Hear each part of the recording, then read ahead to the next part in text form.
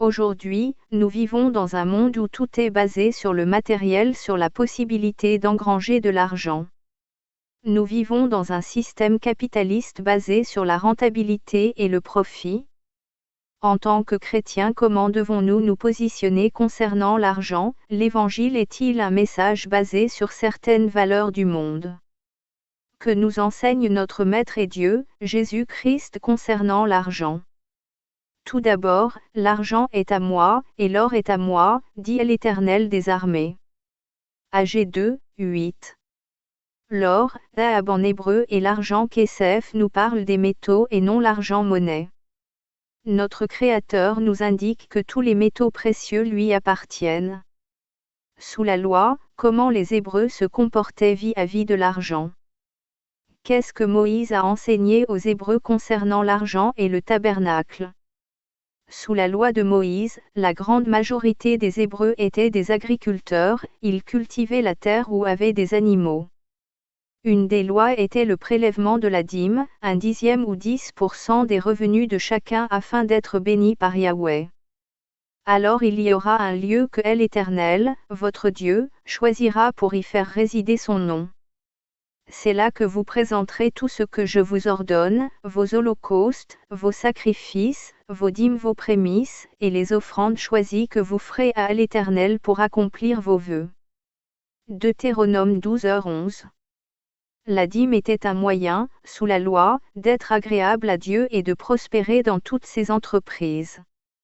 La dîme était prélevée par la tribu de Lévi, Lévite et sacrificateur, seule cette tribu prélevait cet impôt puisqu'elle était consacrée au service de Dieu. Sur tous les dons qui vous seront faits, vous prélèverez toutes les offrandes pour l'Éternel, sur tout ce qu'il y aura de meilleur, vous prélèverez la portion consacrée. Tu leur diras, quand vous en aurez prélevé le meilleur, la dîme sera comptée aux Lévites comme le revenu de l'aire et comme le revenu de la cuve. Nombre 18h29. Aujourd'hui nous sommes sous la grâce, comment devons-nous comporter vis-à-vis de l'argent dans l'assemblée? La dîme doit être toujours récoltée par les Lévites. Si donc la perfection s'était trouvée dans la sacrificature lévitique, car c'est sous elle que le peuple a reçu la loi, quel besoin était-il après cela qu'un autre sacrificateur se levât selon l'ordre de Melchizedek, et qui ne fût point dit selon l'ordre d'Aaron? Or la sacrificature étant changée, il est nécessaire qu'il y ait aussi un changement de loi. Car celui à l'égard duquel ces choses sont dites, appartient à une autre tribu, de laquelle nul n'a assisté à l'autel, car il est évident que notre Seigneur est descendu de la tribu de Juda, à l'égard de laquelle Moïse n'a rien dit de la sacrificature. Hébreux 7h11.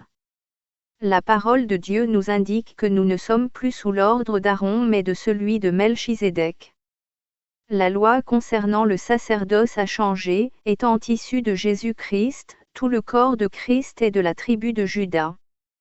Les hommes de Dieu aujourd'hui n'ont aucune raison de prélever la dîme aux chrétiens.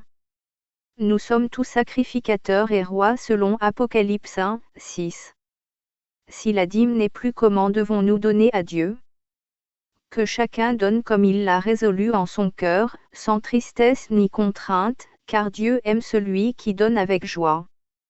2 Corinthiens 9, 7. Aujourd'hui, nous devons donner selon notre cœur. Si Dieu nous met à cœur de donner pour soutenir une œuvre, nous pouvons le faire librement sans contrainte. Comme la collecte de l'apôtre Paul pour les saints, les églises donnaient librement selon leurs finances et non en étant contraintes. Nous donnons garde que personne ne nous reprenne dans cette collecte qui est administrée par nous. Et procurant ce qui est bon, non seulement devant le Seigneur, mais aussi devant les hommes. 2 Corinthiens 8h20. Aujourd'hui tout est devenu payant, les Bibles, les livres, les objets dérivés de l'Évangile. Plusieurs boutiques payantes pullulent sur Internet avec des chiffres d'affaires assez importants. À la fin des cultes, dans beaucoup d'églises, il y a des ventes de gâteaux, de boissons, de flyers, etc. La musique gospel avec ses droits d'auteur, rap, rock, électro, pop, rock, reggae, traditionnel vendent des milliers de disques. Les concerts deviennent quasiment tout payants prétextant le soutien des associations ou de l'Église par exemple. Tous ces exemples sont contre la parole de Dieu. Pourquoi ? Parce que les ventes sont contre les enseignements de notre Sauveur et Seigneur Jésus-Christ. Le terme grec utilisé pour la gratuité dans les évangiles est doréa, librement, gratuitement. Guérissez les malades, ressuscitez les morts, purifiez les lépreux, chassez les démons. Vous avez reçu gratuitement, donnez gratuitement. Matthieu 10, 8.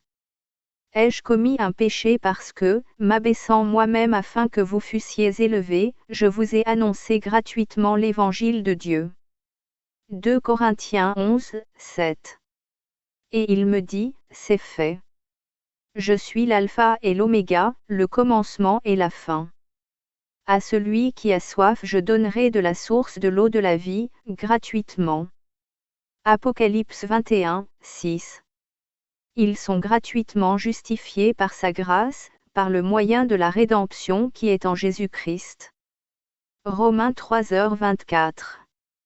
Nous n'avons mangé gratuitement le pain de personne, mais, dans le travail et dans la peine, nous avons été nuit et jour à l'œuvre, pour n'être à charge à aucun de vous. 2 Thessaloniciens 3, 8.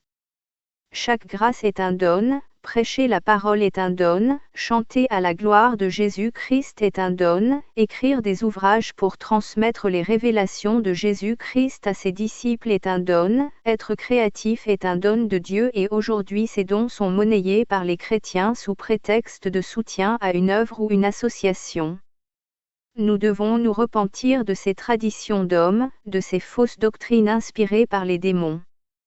Jésus-Christ nous a sauvés gratuitement, il a écrit nos noms sur le livre de vie gratuitement, il nous a aimés gratuitement, il nous bénit gratuitement, il nous a pardonnés gratuitement, il nous protège gratuitement, il nous remplit de son esprit gratuitement et nous voulons vendre toutes ces grâces. Notre salut est en jeu, soyons soumis à la parole de Dieu et non à notre assemblée, à notre pasteur. Sanctifions-nous, marchons par le Saint-Esprit afin qu'il nous guide dans sa volonté parfaite.